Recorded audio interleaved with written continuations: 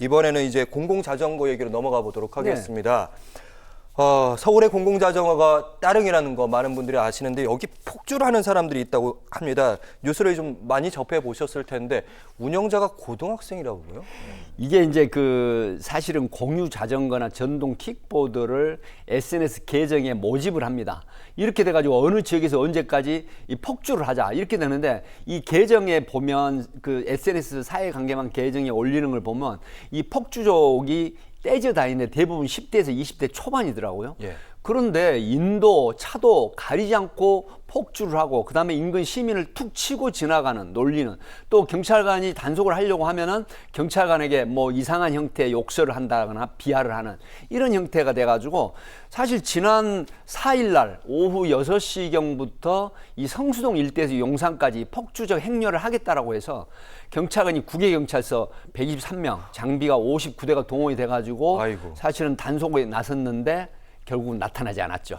야, 이게 얼마나 많은 사람을 고생시킨 겁니까? 그렇습니다. 예, 경찰력도 낭비고 거기다가 이제 운영자였던 이 A군 갑자기 돌연히 SNS에 그동안 올렸던 폭주 영상 다 삭제하고 사과문을 올렸더라고요. 지금 이제 눈치를 챈 거죠. 이 경찰이 동원돼서 서울경찰청에서 이걸 수사를 시작을 하니까 이걸 눈치채고 사과문을 올렸어요. 올리고 그다음에 시민과 경찰관에게 죄송하다. 다시는 이런 형태의 행동을 하지 않겠다. 이렇게 했는데 서울경찰청에서는 사실 이 부분을 중하게 보고 특수협박죄 적용을 해서 지금 수사를 하겠다. 이렇게 나서고 있습니다. 예, 그 전에 SNS랑 지금 사과문으로 SNS 올린 걸 보면 정제된 정도가 완전히 다르잖아요. 이제 부모님이 좀 아셔가지고 이제 개입이 된 것 같은데 참 걱정입니다. 부모님도. 예. 이게 고등학생 사실 나이 16살 먹은 학생이거든요. 그러니까요. 이게 지금 특수협박죄로 입건이 된다고 하면 이게 유죄가 만약에 인정이 되잖아요. 예. 이렇게 되면 평생 범죄 경력으로 남는 사항이기 때문에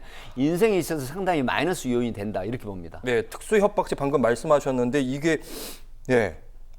협박이 7년 이하 징역또는 상당히 세더라고요. 그렇습니다. 이게. 물론 이 소년범은 규정대로 처벌을 하지 않는 경향이 있어요. 뭐 보호 처분을 한다든가 여러 가지 형태가 있기 때문에 소년범 사건으로 송치될 수도 있지만 이런 정도는 특수협박죄로 입건을 되면은 소년범 사건이 아니라 일반 형사 사건으로 처리될 가능성도 있다 이렇게 봅니다. 예, 일단 관련 영상들 뉴스에서 많이 좀 보셨을 텐데 영상들을 보면 시민들을 놀리거나 정말 위험천만한 행동들을 하잖아요. 그렇죠. 그런 행동들을 보면 혹시 이 친구가 심리적으로 뭐라 그럴까요? 약간 왜곡된 판단을 하는 그런 도움이 필요한 친구가 아닌가 이런 생각도 좀 들긴 하더라고요. 사실 이제 보통 이 소년범들을 보면 관종이라고 보통 얘기를 하죠. 관심받고 싶어하는 사람들. 그래서 관심받고 싶어하는 그런 부분에 이런 행태를 했다라고 이제 이렇게 얘기를 하지만 이런 부분은 이제 정확한 심리 치료라든가 아니면은 정신질환적인 요소를 들여다볼 필요가 있어요. 왜 그러냐면 많은 시민들이나 심지어 경찰관까지 상대로 해서 희롱을 하거나 비하를 하거나 내지는 폭주족을 모아가지고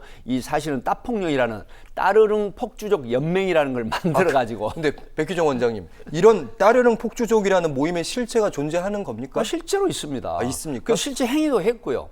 그래서 계정을 올리는데 예전에 보면 어떤 게 있었습니까? 2000년도에 뭐 3.1절이라든가 강목절 하면 우리 앵커께서도 기억날 겁니다. 뭐 오토바이, 바이크족을 모아가지고 뭐 엄청난 100km 시속 100km가 넘는 이런 속도로 막 진행을 하고 폭주를 하고 그래서 큰 사고도 야기를 하는 이런 형태가 있었죠. 거기까지 가면 절대 안 될 텐데요.